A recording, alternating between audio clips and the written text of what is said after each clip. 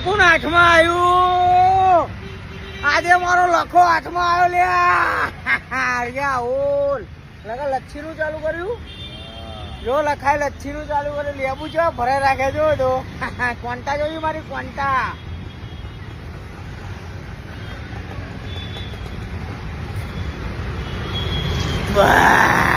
क्या बोलती public Instagram की वड़ा पाव लिया ओड उड़ो लखा